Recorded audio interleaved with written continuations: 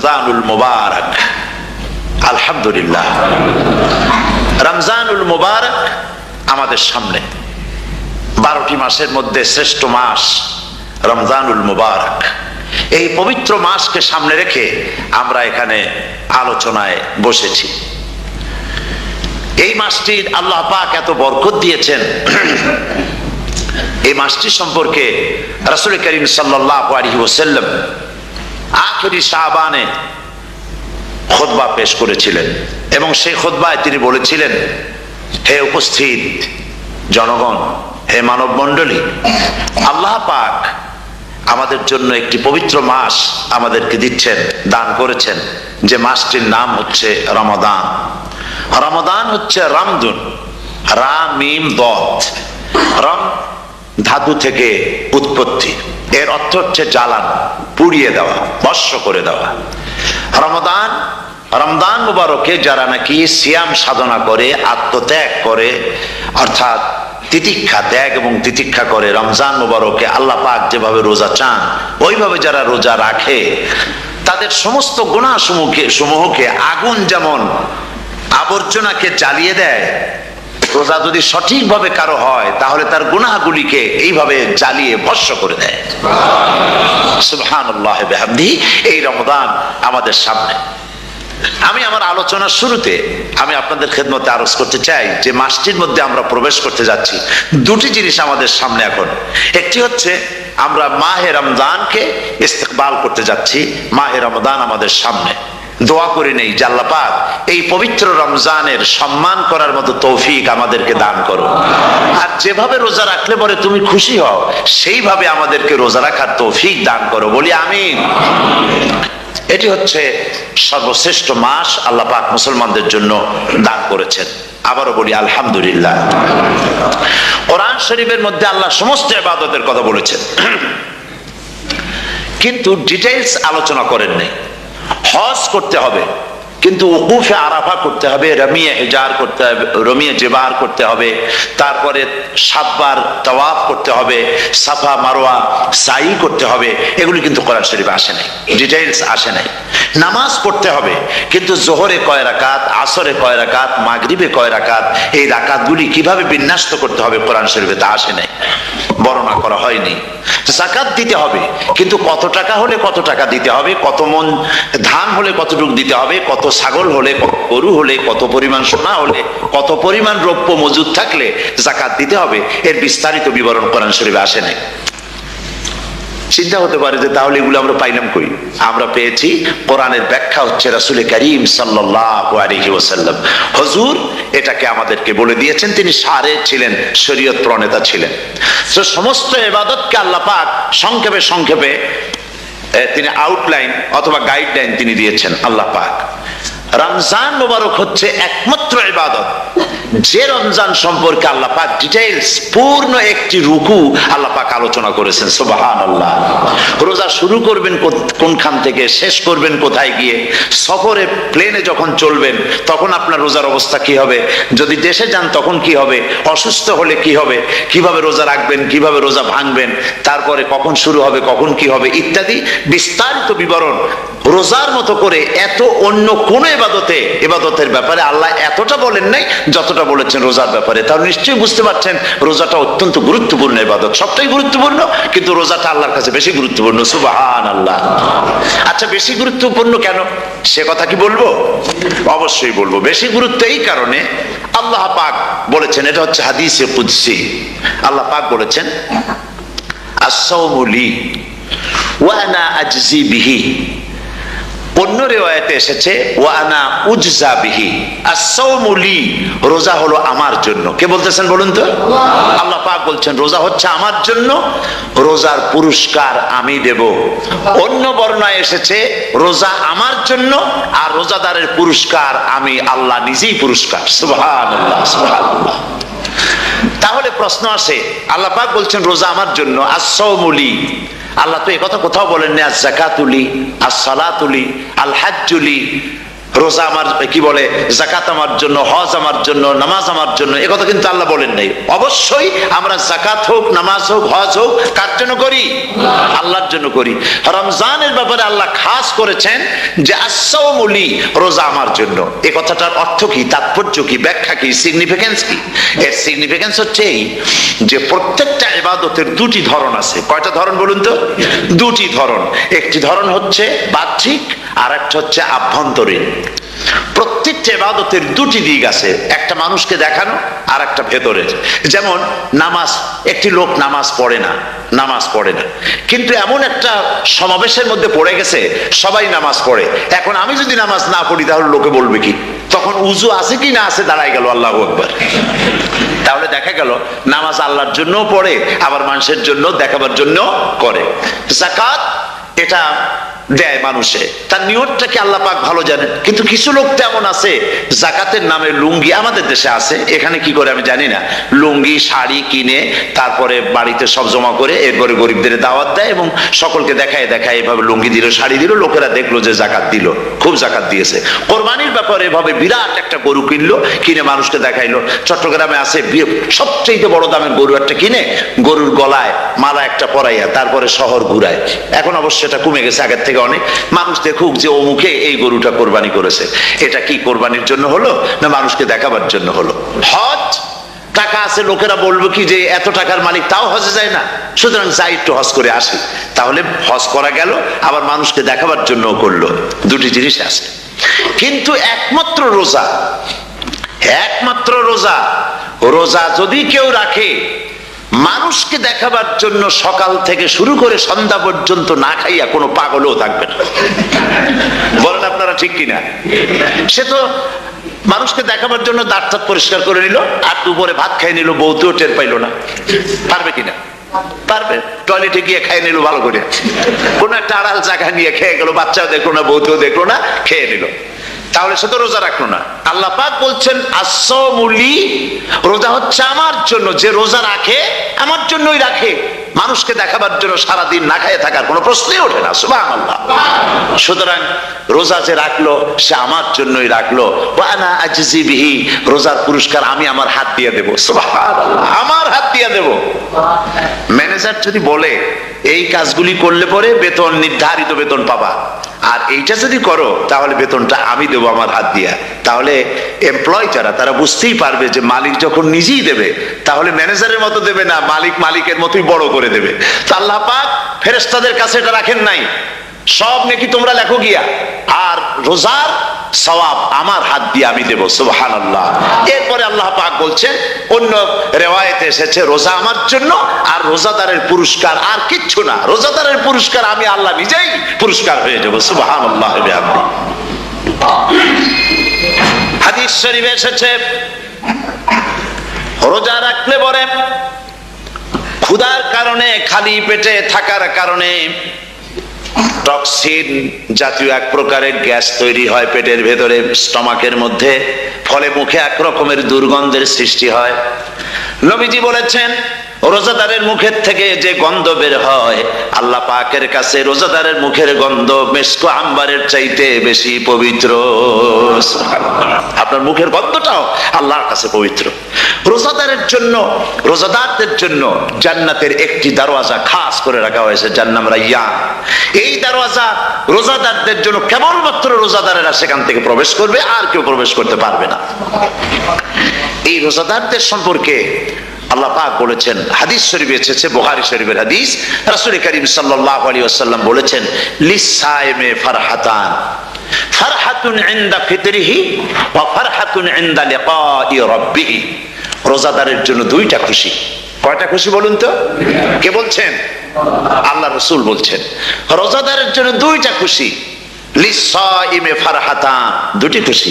ফারহাতুন ইনদা ফিতরিহি, একটা খুশি হচ্ছে ইফতারের সময়। এই ফিতরিহিতে এই ফিতরিহি দুটি কথা, এই একটি কথা দুটি ব্যাখ্যা হয়। একটা হচ্ছে ইফতারের সময়, ইফতারের কথা বলা হয়েছে, আর ঈদের কথাও এর মধ্যে বলা হয়েছে। ইফতারের সময় হলে একটা খুশি, আর একটা খুশি হচ্ছে ইনদা লিকাই রাব্বিহি, যখন রোজাদারের সঙ্গে আল্লাহ পাক দেখা করবেন তখন হবে আরেকটা খুশি। তার মানে হচ্ছে রোজাদারদের সঙ্গে স্পেশাল আল্লাহ রাব্বুল আলামিন সাক্ষাৎকারের ব্যবস্থা করবেন। সুবহানাল্লাহ। তাহলে দুটি জিনিস হলো, একটা হলো ইফতারের জন্য দুটা, রোজাদারের জন্য দুটা খুশি, একটা হলো ইফতারের সময়, আর একটা হচ্ছে আল্লাহর সঙ্গে যখন দেখা করবে। তো ইফতারের যে খুশিটা, এই খুশি রোজাদার ছাড়া কেউ বুঝবে না। ইফতার সারাদিন রোজা রাখার পর সামনে পেঁয়াজি, বেগুনি, সালাদ, তরমুজ, মিষ্টি, তারপরে আম্বালা সুইট মিটের নানান রকমের মিষ্টি, এরপরে মুড়ি, কত কিছু সব সামনে নিয়ে বসে আছে। দেখছেন অবস্থা? সমস্ত কিছু সামনে বসা, ঘড়ির দিকে তাকানো। আপনি যদি 5 মিনিট আগে খান, ফেরেশতা এসে মুখের উপর থাপ্পড় মারবে, বেটা খাইলি কেন? বলবে কেউ? বলবে না। কোন ফেরেশতা লাঠি নিয়ে দাঁড়ায় আছে? দাঁড়ায় নাই, কিন্তু আপনি খাচ্ছেন না কেন? সুবহানাল্লাহ, সুবহানাল্লাহ বলবেন না? অন্তত 1500 বছর আগে আল্লাহ রাব্বুল আলামিন নির্দেশ করে রেখেছেন, সূর্য সাদা হওয়া থেকে, পূর্ব দিগন্ত সাদা হওয়া থেকে শুরু করে পশ্চিম দিগন্তে যখন কালো হয়ে কালো রেখা দেখা দেবে, যখন মাগরিব হয়ে যাবে, সূর্যাস্ত যাবে, ততক্ষণ পানাহার আর স্ত্রী সম্ভোগ থেকে বিরত থাকো। 1500 বছর আগের আল্লাহ রাব্বুল আলামিনের এই নোটিশ কিভাবে কার্যকরী হচ্ছে উম্মতের মধ্যে, মুসলমানদের ভেতরে। খাবার সামনে আসে, পিপাসা লেগেছে, এখন তো পিপাসা লাগে না, খুব ঠান্ডার সময়, এখন রোজা রাখতে খুব মজা হবে, তাই না? খুব মজার রোজা। কিন্তু এই রোজা যখন জুন মাস আর জুলাই মাসে আসবে, তখন টের পায় মানুষ রোজা কাকে বলে। প্রচন্ড পিপাসা, সামনে সব খাবার পড়ে আছে, একটা খাবারের দিকে রোজাদারের হাত যায় না, ঘড়ির দিকে তাকায় আর চুপ করে বসে বসে আল্লাহর জিকির করতে থাকে। আল্লাহ কয়, ফেরেশতারা দেখ, এই বান্দা বানাইতে নিষেধ করছিলি। সুবহানাল্লাহ। আল্লাহ খুশি হয়ে যায়। রোজাদার অপেক্ষা করতে থাকে, ঠিক যখন কাটায় কাটায় সময়টা এসে গেছে, তখন আল্লাহর নাম করে খুরমা দিয়ে, পানি দিয়ে ইফতার শুরু করে দিল। আল্লাহ পাক খুশি হয়ে গেলেন। এই যে ইফতার, সারাদিন রোজা রেখে ইফতার করায় যে মজা, রোজা রাখলো না এরকম লোকেরাও কিন্তু ইফতার করে না? পুরান ঢাকায় আছে, ঢাকা তো কয়েকটা এলাকা আছে, পুরান ঢাকার লোকেরা নাকি বলে যে, যারা রোজা রাখে না তারা বলে যে, রোজা না রাখে একরকম পাপ করছি, আর ইফতার না করে কবিরা গুনাহ করবো নাকি, ইফতার তো করাই লাগবে। তো খুব মজা করে ইফতার করে তারা। তো সারাদিন রোজা রেখে পেঁয়াজি, ছোলা, বুট, মুড়ি খাওয়ায় যে মজা, সারাদিন ভাত খাইয়া তারপরে ইফতারের শরীক হওয়া, ছাগলে ঘাস খাইলে যেমন লাগে ওইরকম তার মুখে লাগে, এই মজা পাবে না। রোজাদারের যে মজা লাগে সেই মজা সে পাবে না। সারা মাস রোজা থাকার পর, আল্লাহর হুকুম মেনে সারা রাত রোজা রাখার পর, তারপরে ঈদের দিনে জামা কাপড় পরিষ্কার করে, শেরওয়ানি গায়ে লাগাইয়া, পাঞ্জাবি পরে, আতর মেখে, এরপরে ঈদের জামাতে যখন দাঁড়ায় যায়, সে যে মজা পায়, সারা মাস রোজা রেখে ঈদের জামাতে গিয়ে সে যে মজা পায়, যে রোজা রাখলো না, ঈদের দিনে খুব জামা, পাজামা, সেন্ট এগুলো মেখে টেকে প্রথম কাতারে গিয়ে দাঁড়ায় গেছে, ও সেই মজা পাবে না। ওর মনের মধ্যে একটা চোর চোর ভাব থেকেই যায়। সে মনে মনে ভাবে, এই জামাত আমার না, জোর করে আসছি, এইখানে দাঁড়াবার যোগ্যতা আমার নাই। মনের মধ্যে সে একটা অপরাধী ফিল করে, সে ফিল করতে থাকে। সুতরাং রোজাদারের জন্য দুইটা খুশি, একটা হচ্ছে ইফতারের সময়, আর একটা খুশি হবে যখন আল্লাহ তাদেরকে দেখা দেবেন। সুবহানাল্লাহ। এই রোজা আল্লাহ পাক দান করেছেন। আচ্ছা, কি জন্য রোজা আমাদের দিলেন? এই জন্য দিয়েছেন যে একটা মাস পৃথিবীর মুসলমানরা না খেয়ে থাকুক দিনের বেলায়, ওই না খেয়ে থাকার যে খাবারগুলি বাঁচবে, এগুলি আল্লাহ অন্য কোনো এলাকার মানুষদের খাওয়াবেন নাকি? এই জন্য করেছেন রোজা, এই জন্য করেন নাই। রোজার ফজিলত আল্লাহর নবী বলেছেন, রমজান মুবারকের এত ফজিলত, মানুষ যখন কোন ইবাদত করে, আল্লাহ পাক সেই ইবাদতের নেক আমলের সওয়াব 10 থেকে শুরু করে 700 পর্যন্ত বাড়ায় দেন। 10 থেকে শুরু করে 700 বাড়ায় দেন, ইল্লা সাওম, রোজা ছাড়া। নবীজি বলেছেন, রমজান মুবারকে কেউ যদি একটি নফল কাজ আদায় করে, একটি নফল ইবাদত করে, অন্য মাসের একটি ফরজ আদায় করার সওয়াব আল্লাহ পাক নামায়ে আমলে দিয়ে দিবেন। রমজান মুবারকে কেউ যদি একটি ফরজ আদায় করে, অন্য মাসের 70টি ফরজ আদায় করার মতো সওয়াব আমলনামায় আল্লাহ দিয়ে দিবেন। সুবহানাল্লাহ। এই মাস আমাদের সামনে। আল্লাহু আকবার বলি, আল্লাহু আকবার বলি, আলহামদুলিল্লাহ। এই পবিত্র মাস আমাদের সামনে। এই মাসে এত সওয়াব, নফল হয় ফরজের মতো, আর ফরজ হয় 70টা ফরজের মতো। এত সওয়াব কেন হইল? আমরা না খেয়ে থাকি সেই জন্য নাকি? বলতে পারেন কেন হলো? একটি কারণ, শাহরু রমাদান আল্লাযী উনজিলা ফীহিল কুরআন। সুবহানাল্লাহ বলবেন না? এই রমজান মাস হচ্ছে সেই মাস যে মাসে আল্লাহ রাব্বুল আলামিন কোরআনে কারীমকে নাজিল করেছেন। এই মাসের মধ্যে একটি রাত আছে, খায়রুম মিন আলফি শাহর, যে রাতটি 1000 মাসের চাইতে বেশি গুরুত্বপূর্ণ আল্লাহর কাছে। সুবহানাল্লাহ। একটি রাত 1000 মাসের চাইতে গুরুত্বপূর্ণ। 1000 মাস ক্যালকুলেটর দিয়ে হিসাব করলে দেখা যায় যে 1000 মাসে 83 বছর 4 মাস হয়। তাহলে তার অর্থ কি এই যে একটানা 83 বছর 4 মাস ইবাদত করলে যে সওয়াব হবে, এই রাত্রে ইবাদত করলে সেই সওয়াব হবে? হতে পারে, এরকম হতে পারে, কিন্তু ব্যাখ্যাটা কি? ব্যাখ্যাটা হচ্ছে আরবিতে আলফুন শব্দ দিয়ে 1000 বোঝানো হয় না। আরবিতে যখন আলফুন বলা হয় তাহলে বোঝা যায় সংখ্যাধিক্য, বিপুল সংখ্যা, হাজার হাজার হাজার হাজার, থাউজেন্ডস এন্ড থাউজেন্ডস। এইটাকে বোঝানোর জন্য আরবিতে ব্যবহার করা হয় আলফুন, হাজার হাজার। তাহলে আল্লাহ কি বুঝাতে চাচ্ছেন? আল্লাহ রাব্বুল আলামিন তিনি আয়াত দ্বারা বুঝাতে চান, এর ব্যাখ্যা হচ্ছে এই পৃথিবীর মানবতার কল্যাণের জন্য, এই পৃথিবীর মানুষের ভালাইয়ের জন্য, মঙ্গলের জন্য হাজার হাজার মাস ধরে এই পৃথিবীর মানুষের যে কল্যাণ হয় নাই, এই রমজান মুবারকে একটা রাত আছে যেই রাতে আল্লাহ রাব্বুল আলামিন মানবতার সেই কল্যাণ করেছেন। সেই কল্যাণ কি দিয়ে করেছেন?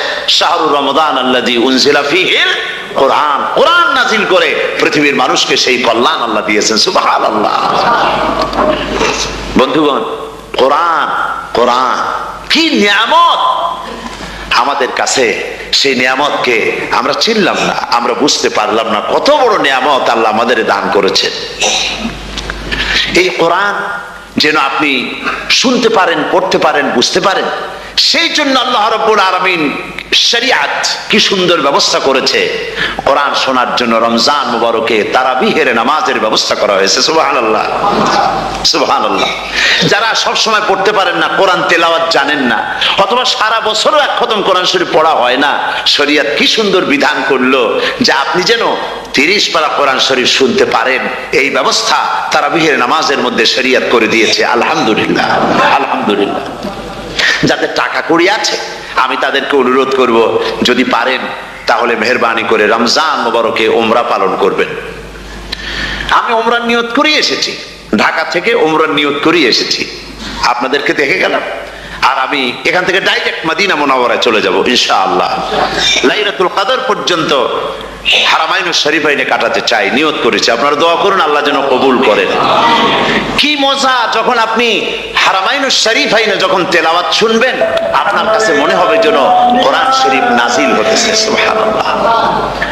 সেখানে তো নামাজের পরে হাত তুলে মোনাজাত করা হয় না, শুধুমাত্র রমজান মুবারকে বেতেরের নামাজের মধ্যে ইমাম সাহেব হাত তুলে মোনাজাত করেন। গত বছর রমজান মুবারকের লাইলাতুল কদরে আমি ছিলাম, গত কয়েক বছর ধরে আল্লাহ যাওয়ার তৌফিক দিয়েছেন দয়া করে। সেখানে লাইলাতুল কদরে পত্রিকাগুলি লিখেছে 30 লাখের উপরে লোক ছিল মক্কা শরীফের, হারাম শরীফে 30 লাখের উপরে। যখন তেলাওয়াত হচ্ছে, মোনাজাত করতেছেন ইমাম সাহেব কাঁদতেছেন, মোনাজাত করতেছেন, কাঁদতেছেন, আর গোটা হারাম জুড়ে কান্নার রোল পড়ে গিয়েছে। কিভাবে কাঁদতেছে! সারাদিন মানুষ রোজা রেখে তারপরে ইফতার করতে যখন বসে, আমি সেই জান্নাতের কথা কেমনে আপনাদের বুঝাবো? রসগোল্লা কেমন লাগে বক্তৃতা দিয়ে 6 ঘন্টা বক্তৃতা দিয়েও বোঝানো যাবে না। যদি মুখের মধ্যে ঢুকাইতে পারি তাহলে বুঝবেন যে মজাটা কি। এটা তো আমি বুঝাইতে পারবো না কি মজাটা লাগে। সারাদিন রোজা রাখার পর সমস্ত লক্ষ লক্ষ মুসল্লিরা বসে আছে মক্কা শরীফে, কাবা শরীফ সামনে, এখানে বসে আছে। রোজাদারের সামনে আছে জমজমের পানি আর মদিনা মুনাওয়ারার খুরমা, আল্লাহর ঘর সামনে। জান্নাতের থেকে আর কাকে বলে, সুবহানাল্লাহ। আর মসজিদে নববীর ভিতরে মদিনার আকর্ষণ কাশাস আলাদা। মদিনা শরীফের আপনাকে যদি পাইয়া যায় কোন আরব, কোন মাদিনী, আপনারা ছাড়বেই না, আদর করে পাশে বসাবে, তোমারে আমি এই জিনিস খাওয়াবো, এইটা দিয়ে ইফতার করাবো, আমার কাছ দিয়ে তুমি উঠতেই পারবে না, আপনাকে জোর করে বসায় দিবে। মসজিদে নববীতে রিয়াদুল জান্নাহ রাসূল করিম সাল্লাল্লাহু আলাইহি ওয়াসাল্লামের কবর শরীফের কাছে বসে আপনি ইফতার করতেছেন, কত বড় নসিব। সেই জন্য আমি বলি, হলিডে করার জন্য আমেরিকা, সিঙ্গাপুর, হাবিজাবি এই সমস্ত ঘুরে কোনো লাভ নাই। হলিডে করতে চান, রমজান মুবারকে চলে যান হারামাইনুশ শরীফাইন, মদিনা আল মুনাওয়ারা, মক্কা আল মুকাররমা। কপাল খুলে যাবে, জিন্দেগীর সমস্ত গুনাহ খাতা আল্লাহ পাক মাফ করে দিবেন। রাসূল করিম সাল্লাল্লাহু আলাইহি ওয়াসাল্লাম বলেছেন, রমজান মুবারকে যে উমরা করলো সেজন্য হজ আদায় করলো, সুবহানাল্লাহ। অন্য রিওয়ায়াতে এসেছে, যে ব্যক্তি রমজান মুবারকে উমরা করলো সেজন্য আমার সাথে হজ আদায় করলো, সুবহানাল্লাহ। তো বলতেছিলাম যে কোরআনে কারীম হচ্ছে একটি বিরাট নিয়ামত। এই নিয়ামত শোনানো হয় রমজান মুবারকে। আমি এবার এসে খুব খুশি হলাম একথা শুনে যে ইস্ট লন্ডন মসজিদ তারা একটা ব্যবস্থা করেছে, সুন্দর একটা রেডিও তারা আবিষ্কার করেছে, না কি করছেন আপনারা? ট্রান্সমিটার তৈরি করেছেন। ওনারা ওখানে রেডিও বিক্রি করেন, আপনারা বহুটা খরচ করেছেন, তারা হাজার হাজার পাউন্ড খরচ করে টাওয়ার বানিয়েছেন এবং একটা ফ্রিকোয়েন্সি তারা নিজেরা নিয়েছেন, আর রেডিওগুলি 125 পাউন্ড করে ওনারা দিচ্ছেন খরচ হিসেবে। এটা যারা নিয়ে যায় ঘরের মধ্যে বসে তারাবিহের তেলাওয়াত তারা শুনতে পাবেন। মহিলারা অনেক সময় আসতে পারেন না, মহিলারা ঘরে বসে শুনতে পারবেন। ওই ইস্ট লন্ডন মসজিদে যত ওয়াজ হবে, তেলাওয়াত হবে, নামাজ হবে, আজান হবে, ওয়াজ হবে, জিকির হবে, সব আপনার ঘরে বসে আপনি শুনতে পারবেন। আল্লাহ রাব্বুল আলামিন এই ইকদামকে, এই পদক্ষেপকে আল্লাহ কবুল করুন, সবাই বলেন আমিন। এবং প্রত্যেকের ঘরে ঘরে এই রেডিও পৌঁছে যাক, আমরা বলি আমিন। আল্লাহ যেন কবুল করেন। আপনি ঘরে বসে মসজিদের সমস্ত প্রোগ্রাম পেতে পারবেন। আর কি সুন্দর, সেখানে যিনি তেলাওয়াত করেন, আজান দেন, আলহামদুলিল্লাহ, তার আজান শুনলে পরে তো মনে হয় যে আমি মক্কা শরীফে চলে গেছি, মদিনায় চলে গেছি। আর তেলাওয়াত কত সুন্দর, আলহামদুলিল্লাহ। আল্লাহ তার প্রতি রহম করুন, আমরা বলি আমিন। সুতরাং বলতেছিলাম যে এই পবিত্র রমজানুল মুবারক, এটি কি, জিনিসটা কি, জিনিসটা বুঝাবার জন্য আমি বলি, যেমন এই ঘড়িটা এটা কেনার পর 2-1 বছর পর এটা ফাস্ট হয় অথবা কি হয়, স্লো হয়ে যায়। তখন এটাকে সারার জন্য আমরা হসপিটালে দিই। হসপিটাল মানে লন্ডন হসপিটাল না, ঘড়িরও হসপিটাল আছে। তো ঘড়ির হসপিটালে দিলাম, ওরা এটাকে দেখে শুনে ওয়াইলিং করে টরে দিল ঠিক মতো। একবার যদি ঠিক করে দিল, আবার আমার 1-2 বছর চললো, আর কোনো ডিস্টার্ব করবে না, ঠিক কিনা? আপনার গাড়ির ইঞ্জিন যদি কোনো রকমের অসুবিধা করে, তাহলে গাড়ির ইঞ্জিনকে ওভারহোলিং করতে হয়, ইঞ্জিন ডাউন দিতে হয়। একবার যদি ইঞ্জিন ডাউন দিলেন, ওভারহোলিং করলেন, তাহলে আপনার এই গাড়ি 5-6 বছরের জন্য আর হাত দিতে হবে না। এই কথাগুলি বুঝতে পারছেন কিনা? সারা জীবন, সারা মাস অন্যায় করার পরে, গুনাহ করার পরে মানুষের অন্তঃকরণে কালিমা লেগে যায়। আল্লাহ রাব্বুল আলামিন রমজান মুবারকের একটা ব্যবস্থা করেছেন, ইঞ্জিন ওভারহোলিং এর মতো, ইঞ্জিন ডাউন দেওয়ার মতো। আপনার কালকে, আপনার আত্মাকে, আপনার বিবেককে, আমার বিবেককে পরিষ্কার করার জন্য রমজান মাস করে দিয়েছেন। রমজান মুবারকের একটি মাসের কোর্স যদি কমপ্লিট করা যায়, তাকওয়া দিয়া যদি ভরে দেওয়া যায়, তাহলে বাকি 11 মাস আরামসে চলবে, কোনো অসুবিধা হবে না। নবীজি বলেছেন, রমজান মুবারকে মাস আসার সঙ্গে সঙ্গে আল্লাহ রাব্বুল আলামিন তিনি জান্নাতের সমস্ত দরজাগুলি খুলে দেন, আর জাহান্নামের সব দরজাগুলি আল্লাহ রাব্বুল আলামিন বন্ধ করে দেন। সুবহানাল্লাহ। আর শয়তানকে শৃঙ্খল দিয়ে বেঁধে ফেলা হয়, শিকল দিয়ে শয়তানরে বান্ধা হয়ে যায়। এই হাদিসটা যখনই শোনাই বিভিন্ন জায়গায়, লোকেরা বিভিন্ন জায়গায় প্রশ্ন করে, হুজুর কোন তো যে শয়তানরে বান্ধাতে হয়, কিন্তু রমজান মাস হতো লোকেরা মদ খায়, মিথ্যা কথা কয়, তাহলে শয়তান বান্ধা থাকলো কেমনে? আমি বলি, দেখেন, এর ব্যাখ্যা আছে। এর ব্যাখ্যা হলো এই, কোন কোন ঘড়ি আছে একবার চাবি দিলে 6 মাস চলে, আর একবার চাবি দিলে 2 বছর চলে, আবার চাবি দিলে লাইফ চলে যায়। এরকমের ঘড়িও আছে। কোন কোন মানুষের শয়তানে এমন চাবি দিছে যে চাবিতে 6 মাস চলে, কোনটায় 10 মাস চলে, কোনটায় বছর চলে। রোজার মাসেও যারা গুনাহ করে শয়তানে এমন চাবি দিছে যে রোজার মাসেও বন্ধ হচ্ছে না। এরা শয়তানের খপ্পরে পড়ে গেছে। আল্লাহ এই চাবি থেকে মুসলমানদেরকে হেফাজত করুন, বলি আমিন। জোরে বলেন আমিন। শয়তান থেকে পানাহ কেউ দিতে পারে না, কোন গভর্নমেন্ট পারবে না। ব্রিটিশ গভর্নমেন্ট পারবে নাকি? American government? কেউ পারবে না। শয়তান থেকে পানাহ দিতে পারে কেবলমাত্র কে? ওই আল্লাহ রাব্বুল আলামিন আমাদেরকে শিখায় দিয়েছেন, শয়তানের ওয়াসওয়াসা থেকে আমার কাছে পানাহ চাও। আউযু বিল্লাহি মিনাশ শাইতানির রাজিম। বিতাড়িত মরদুদ শয়তানের ওয়াসওয়াসা থেকে পানাহ চাই, আল্লাহর কাছে পানাহ চাও। আল্লাহ পাক বলেন আমি পানাহ দিতে পারি শয়তানের ওয়াসওয়াসা থেকে। শয়তান থেকে আশ্রয় একমাত্র সিকিউর নিরাপত্তা পেয়েছেন আল্লাহর পয়গম্বরেরা। সুবহানাল্লাহ। আম্বিয়া আলাইহিমুস সালাম তারা আল্লাহ কর্তৃক নিয়ন্ত্রিত। শয়তানের ক্ষমতা নাই পয়গম্বরদের কাছে যাওয়া। চতুর সীমানার ভেতরে শয়তান প্রবেশ করে কোন নবীকে ওয়াসওয়াসা দিতে পারবে না, বলি সুবহানাল্লাহ। এই জন্য শয়তান থেকে বেঁচে যাওয়া, শয়তানের ওয়াসওয়াসা থেকে বাঁচা খুবই কঠিন। সেই জন্য আল্লাহ পাক বলছে শয়তানকে বেঁধে রাখা হয়, জান্নাতের সমস্ত দরজা খোলা, জাহান্নামের সমস্ত দরজা বন্ধ হয়ে যায়। এই নিয়ামতের মাস আমাদের সামনে। প্রত্যেকটি যখন কোন ওয়ার্কশপ হয় তো ওয়ার্কশপের জন্য এক একটা কি বলে সিলেবাস থাকে। রমজান মুবারক একটা ওয়ার্কশপ। এই ওয়ার্কশপের মধ্যে একটা সিলেবাস আছে, সেই সিলেবাসের নাম হচ্ছে কোরআন।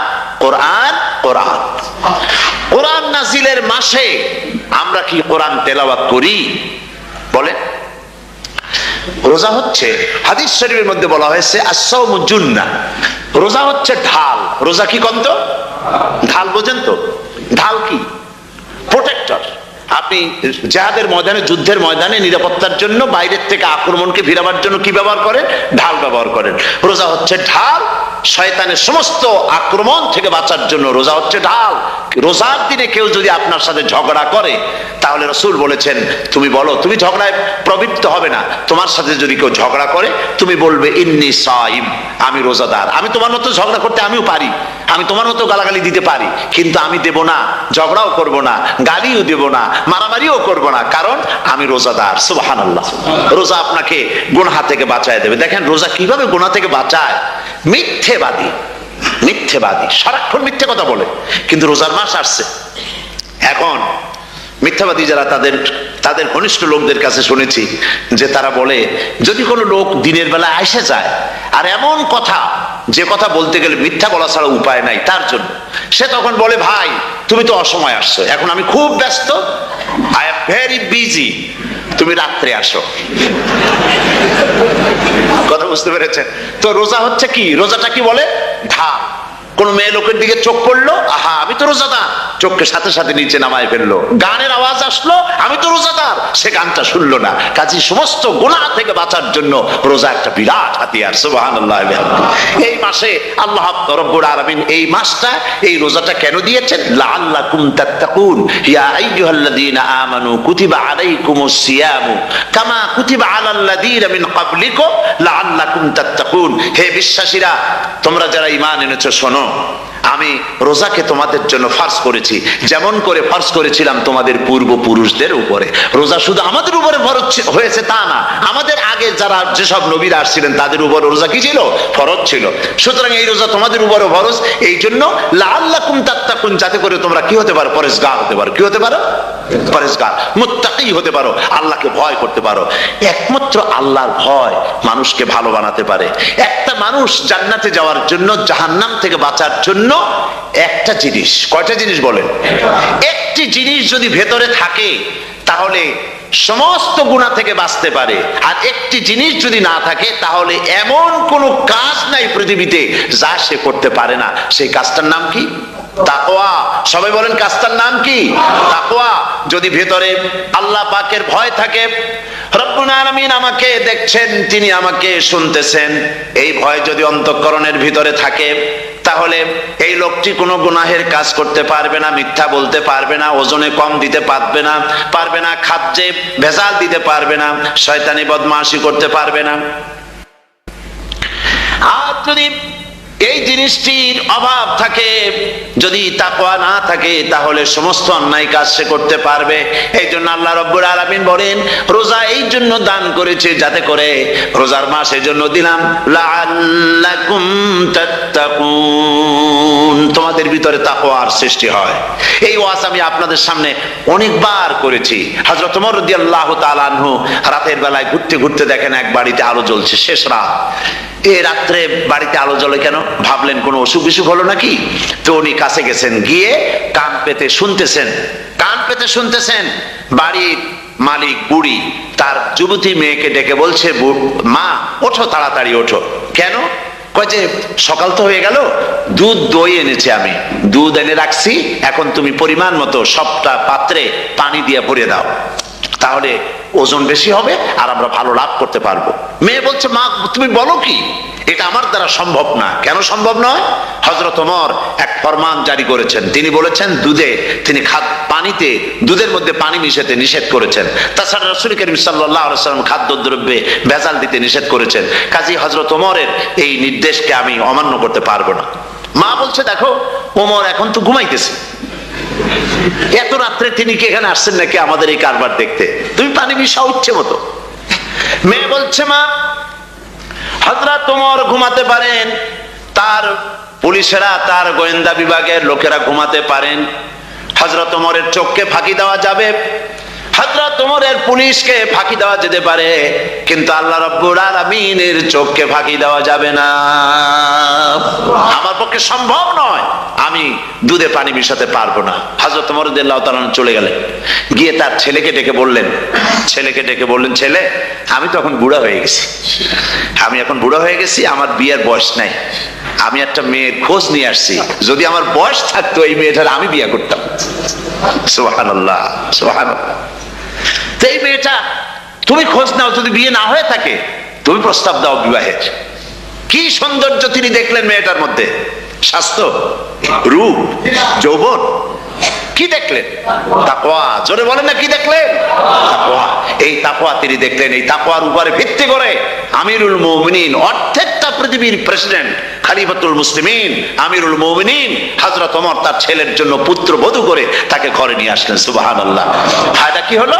ফায়দা এই হলো, এই মেয়ের গর্ভে যে মেয়ে হলো, সেই মেয়ের গর্ভে যে মেয়ে হলো, সেই মেয়ের গর্ভে ফারুকে সানি হযরত ওমর ইবনে আব্দুল আজিজ রাহমাতুল্লাহ আলাইহির মতো ফারুকে সানি আল্লাহ দান করে দিলেন। সুবহানাল্লাহ বিহামদি। এটা নাম হচ্ছে তাকওয়া। এই তাকওয়ার ব্যাপারে হযরত ওমর রাদিয়াল্লাহু তাআলা আনহু তিনি হযরত কাব বিন উবাই রাদিয়াল্লাহু তাআলা আনহুকে জিজ্ঞেস করেছিলেন যে তাকওয়ার একটা ব্যাখ্যা আপনি কি আমাকে বলতে পারেন, তাকওয়ার ব্যাখ্যাটা কি? তিনি বললেন, হ্যাঁ পারি। কি ব্যাখ্যা? তিনি বললেন যে দেখুন, তাকওয়ার ব্যাখ্যা হচ্ছে এই যে সংকীর্ণ একটি রাস্তা, সরু ন্যারো একটা রোড, এই ন্যারো রোডের দুই দিকে আছে কাঁটাযুক্ত লতা পাতা। এই কাঁটাযুক্ত লতা পাতার মধ্য দিয়ে এই সরু রাস্তা দিয়ে আপনি যখন যাবেন তো কিভাবে যাবেন? হযরত ওমর বললেন, আমার জামা কাপড় এইভাবে খুব আটো সাটো করে আমরা যাব, যাতে করে গায়ের চামড়াও না ছেড়ে আমার জামাও যাতে না ছিঁড়ে যায়। হযরতে কাব বিন উবাই রাদিয়াল্লাহু তাআলা আনহু বলছেন, এটার নামই হচ্ছে তাকওয়া। এটার নাম কি? তাকওয়া। এটার নাম হচ্ছে তাকওয়া। দুনিয়ার অসংখ্য পাপের ভেতর থেকে আপনি চলে যাবেন, পাপ যেন আপনাকে স্পর্শ করতে না পারে। এটার নাম তাকওয়া। বাইন মাছ নিশ্চয়ই খেয়েছেন আপনারা, না লন্ডনে পাওয়া যায় না? পাওয়া যায়। এই বাইন মাছ যারা খেয়েছেন আপনারা, আমি জানি না আপনারা জানেন কিনা, বাইন মাছ কোথায় থাকে? পানিতে থাকে না কাদায় থাকে? মাশাআল্লাহ, বাইন মাছ থাকে কাদার মধ্যে। কিন্তু এই বাইন মাছ যারা ধরেছে তাদের মুখে শুনেছি আমি যে বাইন মাছ থাকে কাদায়, ওকে যখন ধরে টেনে বের করা হয় কাদার মধ্যে থেকে, এক ফোঁটা কাদা ওর গায়ে নাই। এই কলুষিত সমাজ, পাপে ভরপুর, গ্রেট ব্রিটেন, আমেরিকা, পাশ্চাত্য, আমাদের দেশ, সর্বত্র পাপ আর পাপ। এই পাপের মধ্যে বাইন মাছ শুধু খাইয়েন না, ওর কাছ থেকে শিক্ষাও গ্রহণ করেন। ও যেমন কাদার মধ্যে থাকে, কাদা ওর গায়ে লাগে না, আপনিও এই সমাজের মধ্যে আপনি আপনার কাজ চালিয়ে যান, পাপ যেন আপনাকে স্পর্শ না করে। আল্লাহ যেন পাপের থেকে আমাদের বাঁচান। আমরা বলি আমিন, সবাই বলেন আমিন। এটার নাম হচ্ছে তাকওয়া। আর তাকওয়া লম্বা জামায় তাকওয়া হয় না, লম্বা দাড়িতে তাকওয়া হয় না, পাগড়ি একটা বানলেই তাকওয়া হয় না। রাসূলুল্লাহ সাল্লাল্লাহু আলাইহি ওয়াসাল্লাম বলছেন তাকওয়া হা হুনা হা হুনা হা হুনা, তিনবার বলেছেন, বুকের দিকে দেখায় বলেছেন তাকওয়া হা হুনা। তাকওয়া হচ্ছে এখানে। এর অর্থ এই নয় যে আমি দাড়িকে আমি ছোট করে দেখছি, জামাকে ছোট করে দেখছি, তা নয়। কিন্তু বলছি যে তাকওয়াটা হচ্ছে অন্তরের ভেতরে। এই অন্তরের ভেতর থেকেই এটার বহির প্রকাশ হতে হবে। আপনার কথায়, আপনার বলায়, আপনার ওঠায়, আপনার বসায়, আপনার চালচলনে, আপনার বিয়ে শাদীতে, আপনার ব্যবসা বাণিজ্যের সর্বত্র তাকওয়ার ছাপ প্রদর্শিত হতে হবে। তাহলেই আমার মধ্যে তাকওয়া এসেছে বলে প্রমাণ হবে। আর এটাই আল্লাহ পাক চান। রমজান মুবারকে তোমাদের মধ্যে তাকওয়া সৃষ্টি হোক।